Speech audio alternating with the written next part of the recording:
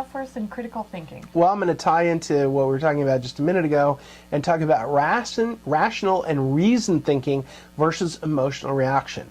You know, you get in the middle of a heated political debate, and we've all been there. At least I know I have. Oh, you? Of course I have. A few times, yeah. And so you get into those debates, and instead of thinking rationally and objectively and unemotionally, we just fly off the handle and we get emotional about it. And of course, that's natural. It's human reaction.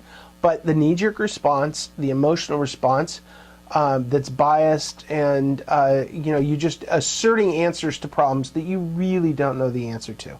And we see this especially in the budget negotiations. They're trying to get some sort of debt ceiling lifted and try to deal with these problems.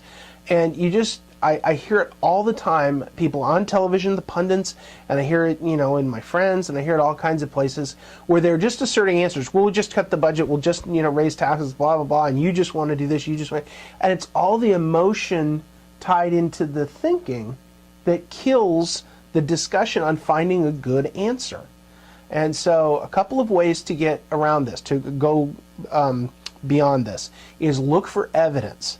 What I just showed you was evidence. Here's the size of the budget pictorially. Here's the amount of money we bring in. Now, start cutting these boxes out and put them in this box, and you can balance the budget. Well, that's evidence-based. Now, what if they don't have numbers or data? Well, see, that's a good question. So if you don't have numbers and data, the first thing is you start looking for it. A lot of people don't want to do the effort and the work to look for it. I mean, that diagram that I came up with, well, that diagram I came up with wasn't just off the top of my head. That took time to go find out and then think about and then create the other two boxes so it would pictorially show all of you. And, I used it in other things too. But it takes time to do all that. And it's a lot easier to say, well, just cut the budget. And then you get into the specifics of it and you go, okay, where are you cutting all this to fit it in this little green box? All the waste. Yeah, all the waste. Well, it's like, oh, these little itty bitty things don't matter. You've got to cut, the Defense Department by 40%. You got to cut Medicare and Social Security by 40%. Those things are not going to happen overnight. So look for the evidence, look for the math, and then calm down your rhetoric so they'll calm down theirs, and just say to them, like I would say to somebody in the budget decisions if they were talking about it, and nobody on TV does this, which drives me crazy, by the way, is here's the little box, decide what goes in it. And yeah, you tell me. You tell me. Just tell me. What would you put in this box and what would you throw out? Because then we have something to discuss.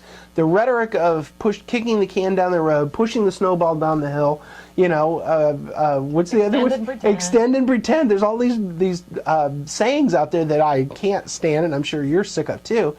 Look for the evidence. Look for do the math. Draw a picture.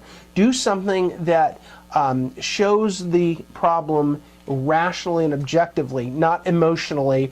Like, I don't like you and I'm going to say anything I can to... I'll tear you down. I'll tear you down so I stand up, which is, not bad.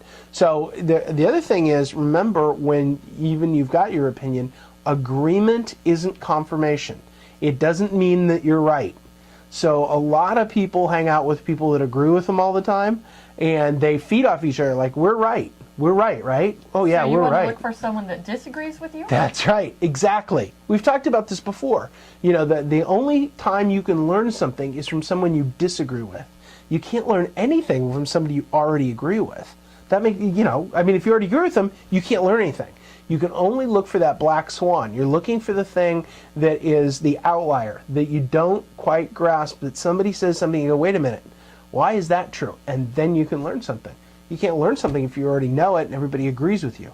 So don't assume agreement is confirmation. You can find a group that will agree with you no matter how crazy you are. Oh, yes, you can. Yeah, so don't do that either. So evidence, do the math, draw the pictures, find a objective measure that isn't as biased, and try to answer questions that way.